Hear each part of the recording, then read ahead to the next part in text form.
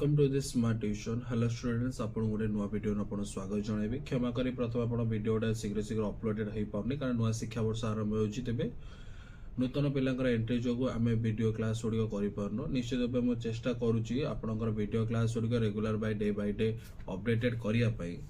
तेबे आपन को गोटे नुआ वीडियो आपन स्वागत करूची जे आज आमे गोटे 9th क्लास रे चैप्टर आरंभ करिबा जार ना होउची साहित्य तार फास्ट चैप्टर जार प्रथम ना होउची काहा मुख अनाई बंचिबे। यह होउची ओडिया सब्जेक्ट रो गोटे पद्यटे जोटा कि आम बर्तमान आगु को वीडियो रे रहंतु। आपण सांग मान मध्य भी शेयर करंतु वीडियो को। निश्चित रूपे आम गोटे स्टूडेंट बिल्ड करवा जहाँफल आम निश्चित आम सांग होइक आगु को बढ़िबा। तेबे आमर स्मार्ट ट्यूशन यूट्यूब चैनल मुझे डिस्क्रिप्शन लिंक दे देबी। ता सहित आपण मान सांग मान सहित भी शेयर करंतु जहाँद्वारा समस्त मिशिक एजुकेटेड हवा एवं निश्चित भाव आम गोटे एम रखा जे 9th क्लास रे आम गोटे भल अचीवमेंट गोटे मार्क भल गुड स्कोर कर अचीवमेंट करते। निश्चित वीडियो आगु देखु आम ये टॉपिक विषय वर्णना करवा। तेबे आज आम पढ़ा कौन ना काहा मुख अनाय बंचिबी। काहा मुख अनाय बंचिबी विषय टी लिखिं ना अति बड़ी जगन्नाथ दास लिखिं सॉरी आमर भक्त चरण दास लिखिं जे कि 18श शताब्दी कवि जड़े। से खोर्धा जिला राजेश्वरखाड़ा निकटवर्ती सानपद ग्राम जन्मग्रहण करते। प्रथम नाम है बैरागी चरण पट्टनायक। आप अलरेडी भी विषय भी वेल नोन थे। आप स्कूल मैंने भी कंटिन्यू पढ़ाई थे। आप स्कूल पढ़ा सहित यूट्यूब जो लिंक बा यूट्यूब जो चैनल आप देखुं आपणकर जो पढ़ा सहित रिविजन जहाँ एग्जाम ओरिएंटेड आपको बेस्ट रहिबो।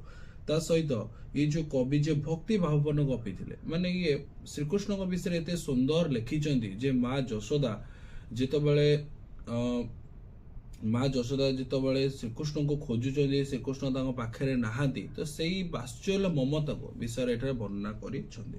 तेबे यही जो कविता बा काहा मुख अनाय बंची जो विषय मथुरा मंगल गोटे कवि रचित करते गोटे कविता।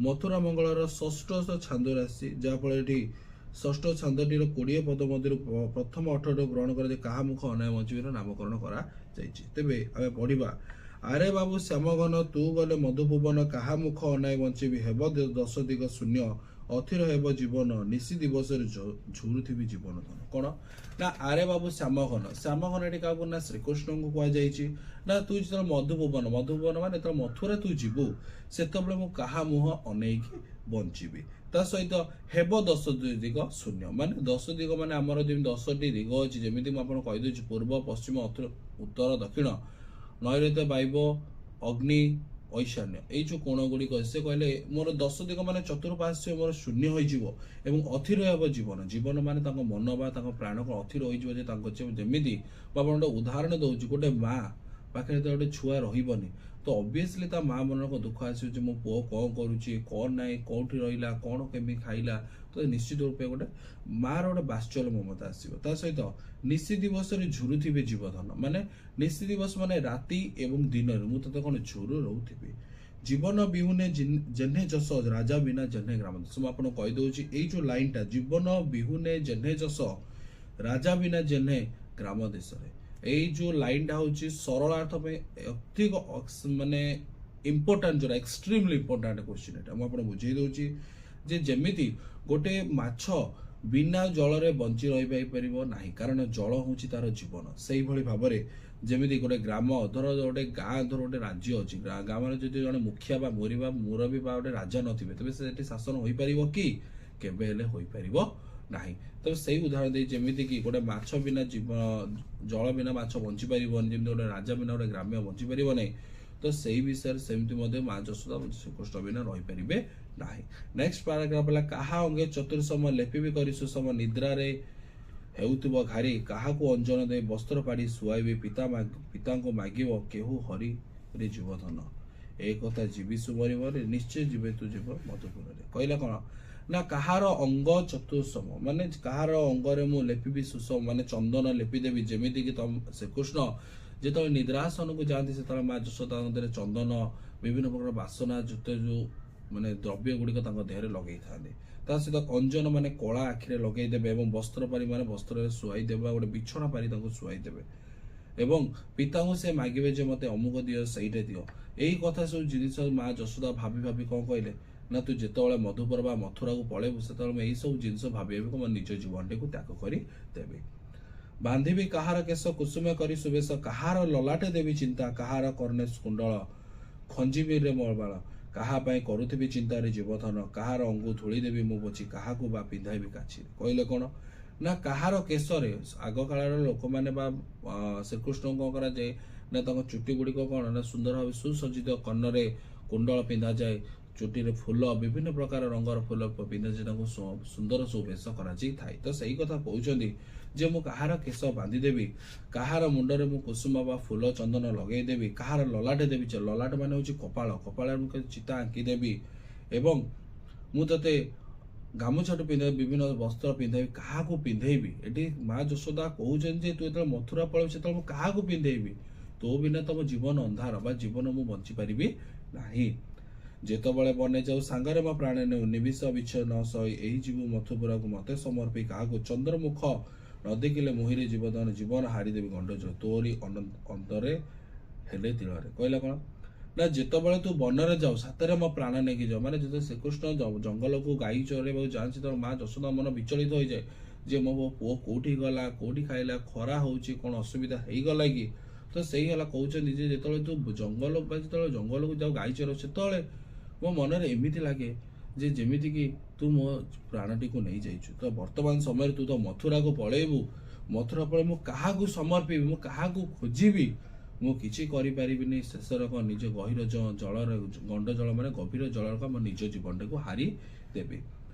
ସରଲବଣୀ ଅଧାମ ପରପକା ସୁଧାମ ମୁଖେ ଦେଲେ ଥୁ ଥୁ କରି ଫିଙ୍ଗୁ, ଯେତେବେଳେ ନାଳି ଆଇ ପରସାଇ ବଳି ଆଉ କେବେ ଉଠି ପାକ ହାଣ୍ଡି ଭାଙ୍ଗୁଦେଲେ ଜୀବଧନ, ଏବେ ଦୂର ହୋଇଯିବ ସେ କଥା କିନରେ ଦାରୁଣ ବିଧାତାରେ। କହିଲେ କ'ଣ ସେ ବିଧାତା ବା ଭଗବାନଙ୍କୁ ସେ ଦୋଷ କରୁଛନ୍ତି ଯେ ଯେତେବେଳେ ମୁଁ ସର ଲବଣୀ ମାନେ କ୍ଷୀର ଯେତିକି ଅଧାମ ତାପରେ ଆମ ପରିପକା ସୁଧାରମ ଯେତେବେଳେ ଶ୍ରୀକୃଷ୍ଣ ଖାଆନ୍ତି ତାକୁ ସେ ଥୁ ଥୁ କରି ଫିଙ୍ଗିଦେବେ, କାରଣ ସେଗୁଡ଼ିକ ପସନ୍ଦ ତାଙ୍କୁ ନଥାଏ, କିନ୍ତୁ ସେ ଲୁଚେଇକି ପାକ ହାଣ୍ଡି ଭାଙ୍ଗିକି ଲବଣୀ କରି ଖାଇଦେବେ। ମା ଯଶୋଦା ସେଇଟା ମନେ ରଖିଛନ୍ତି ଯେ ଯଦି ଏଇସବୁ ଜିନିଷ ମୋର ମନେ ପଡ଼ିଯାଉ, ଯଦି ତୁ ମଥୁରା ପଳେଇବୁ ତେବେ ମୁଁ କାହାକୁ ଏଇ କଥା କହିବି, କାହାକୁ ମୁହଁ ଅନେଇ ମୁଁ ଚାହିଁବି। ତ ସେଇ ଲାଇନଟା କହିଲା କାହା ମୁଖ ଅନାଇ ବଞ୍ଚିବି।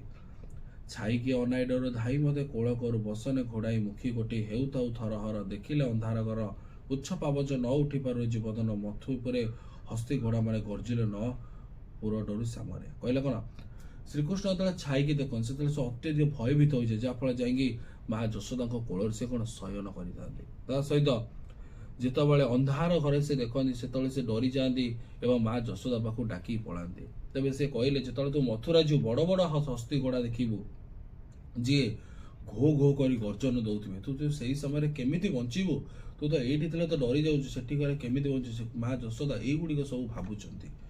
କାନ୍ଥ ଦେଖି ଚିତ୍ରପନ୍ଥୀ ନାନା ଭୟଙ୍କର ମୂର୍ତ୍ତି, ଭୟ ପାଉଥାଏ ଯେ ଘରୁ ପଳାଇ, ଏବେ କଂସପୁର ଯିବୁ ରାକ୍ଷସ ଦେଖିବୁ, ଡରି କାହାକୁ ଧରିବୁରେ ଯାଇ ଜୀବଧନ, ମା ବୋଲି ଡାକିବୁ କାହାକୁ, ସାହା ବା କେହେ ବାହା ବୋଲାଇବୁରେ। କହିଲେ କ'ଣ ନା ତୁ ଯେତେବେଳେ ମା ଯଶୋଦା ଯେତେବେଳେ ଶ୍ରୀକୃଷ୍ଣ ତାଙ୍କ ଘରେ ଥାଆନ୍ତି, ଯେତେବେଳେ କୌଣସି ଭୟଙ୍କର ଚିତ୍ର ଦେଖନ୍ତି ସେ କ'ଣ ଡରିଯାଆନ୍ତି, ଡରିଗଲା ପରେ ସେ ଆଉ ଟୋଟାଲି ମା ପାଖକୁ ଆଉ ଛାଡ଼ିକି ଯାଇନଥାଏ। କିନ୍ତୁ ମା ଯଶୋଦା ତୁ ତ ଏଇଠି ଡରି ଯାଉଛୁ, ଯେତେବେଳେ ମଥୁରା ଯିବୁ ସେଠି ବଡ଼ ବଡ଼ ରାକ୍ଷସ ଦେଖିବୁ, ନାନା ରାକ୍ଷସ ଗୁଡ଼ିକ ଦେଖିବୁ, ଭୟଙ୍କର ମୂର୍ତ୍ତି ଦେଖିବୁ, ସେତେବେଳେ ତୁ କେମିତି ନିଜକୁ ଆୟତ୍ତ କରିବୁ, ସେତେବେଳେ ତ ମୁଁ ତୋ ପାଖରେ ନଥିବି, ତୁ ମା ବୋଲି କାହାକୁ ଡାକିବୁ।